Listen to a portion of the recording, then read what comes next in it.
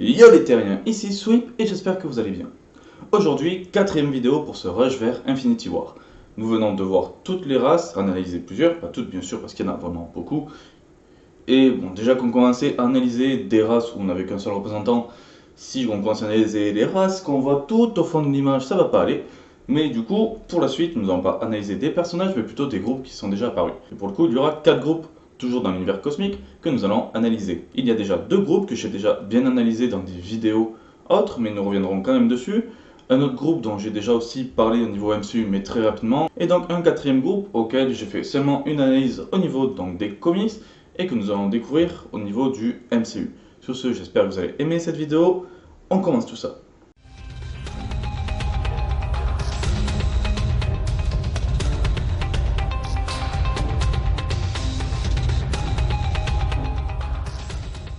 Numéro 1, l'Ordre Noir. Ok, bon, j'avoue, pour le premier groupe que je présente, vu qu'on n'a pas vu Infinity War, c'est assez bâtard de parler de ça. Mais tout ce que je vais raconter, c'est par rapport à ce qu'on a vu au niveau des trailers, du coup, il peut y avoir des spoils pour ceux qui veulent garder la surprise. Au niveau de l'Ordre Noir, on sait que dans le MCU, du coup, ils sont 4 et non 5. En effet, visiblement, Proxima Midnight ne sera pas intégré dans l'univers, mais apparemment, une partie de ses pouvoirs aurait été transférée à Ebonimo. C'est les informations que j'ai retrouvées sur internet ou parmi des vidéos que j'ai vues. A voir après au niveau du film si ce sera vraiment le cas. Par rapport aux autres personnages, déjà Corvus Glaive, du coup possède sa lance, je ne pense pas qu'il ne soit immortel grâce à elle, mais elle semble très bien coupée vu que dans les trailers on le voit en train d'arracher ou d'essayer d'arracher la gemme de l'esprit au niveau de vision. Côté Proxima Midnight, là aussi elle possède donc sa lance qui semble très efficace, même si dans les trailers on voit Steve l'arrêter à main nue, elle la possède, donc ça reste toujours respectueux. Black Dwarf est toujours balèze, et Ebonimo est un peu bizarre parce que du coup on le voit à un moment, on ne sait pas si la vision que l'on voit où il est en train de torturer le Doctor Strange est une vision psychique ou réelle, car sinon ça veut dire qu'il aurait vraiment des pouvoirs, mais il aurait peut-être quelques changements voilà, au niveau d'Ebonimo. Sur ce, côté Ordre Noir, c'est tout ce que je peux vous dire. Numéro 2, les Gardiens de la Galaxie. Les Gardiens de la Galaxie, j'avais déjà fait une grosse vidéo que je vous invite bien sûr à regarder pour faire une grande analyse, mais pour revenir un peu sur ce que je disais, déjà par rapport aux nombreux membres qu'il y a eu au niveau des Gardiens de la Galaxie, ils ont décidé de n'en garder que 3, donc Star-Lord, Gamora, Drax, Groot et Rocket. Bien sûr, Mantis est très récemment ajouté à la liste, et voilà, ça rassemble un peu peut-être plusieurs personnes, il se peut que dans l'avenir il y ait d'autres membres, mais voilà. J'avais fait une grande analyse de chaque personnage, donc je ne vais pas refaire une version complète, mais plutôt raccourcie.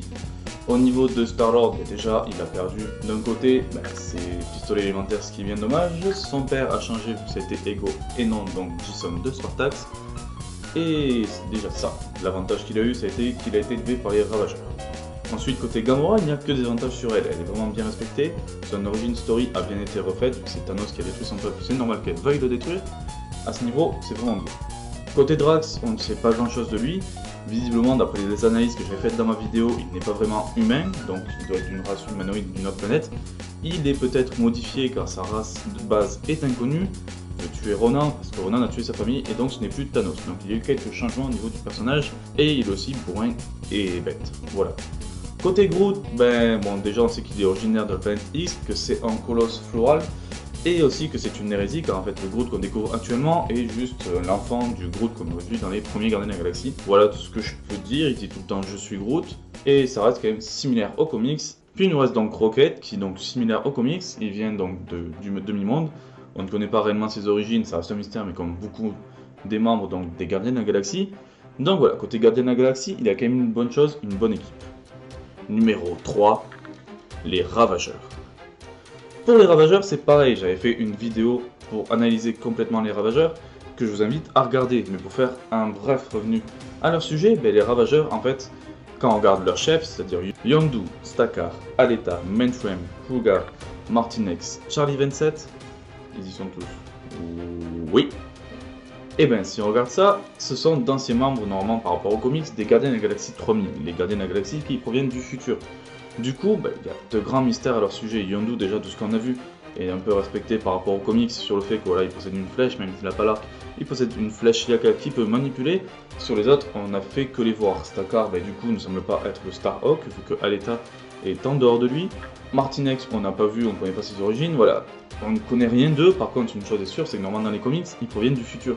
Du coup, je me demande ce que sont vraiment les Ravageurs, s'ils proviennent du futur, si du coup ce sont réellement des pirates ou une force de la liberté qui est là pour sauver l'univers, car ce serait possible. Mais voilà, tout ce que je peux dire au niveau des Ravageurs. Pour pas vous noyer, je préfère plutôt vous envoyer vers ma première vidéo où j'ai fait l'analyse donc des Gardiens 3000 et des Ravageurs. Numéro 4, les Nova Corps. La grande analyse de cette vidéo. En effet, je l'ai déjà présenté au niveau des comics, mais au niveau des films c'est vraiment différent. Si vous vous souvenez bien déjà de base, et ben ils ont pas de pouvoir, ils ont un petit costume, ils conduisent des vaisseaux, et c'est tout. Si on regarde par rapport à l'univers des comics, de ce que l'on voit, ça semble être le tout début en fait de la Nova Corps. C'est au moment où ils n'étaient qu'une armée et qu'ils n'avaient pas grand chose. Donc c'est peut-être possible que dans le futur, ils se développent. Après par rapport aux personnages que l'on croise, et c'est assez mal fait. On a un personnage qui s'appelle Day, qu'on le nomme au niveau de la fiche des titres Corpsman Day, alors qu'en fait il s'agit de Roman Day, Corpsman étant normalement un rang. Mais on ne l'appelle jamais par son nom au niveau des films, donc je sais que c'est Roman Day, mais c'est assez bizarre. Pareil, il y en a un qui se fait appeler Denarian Sal.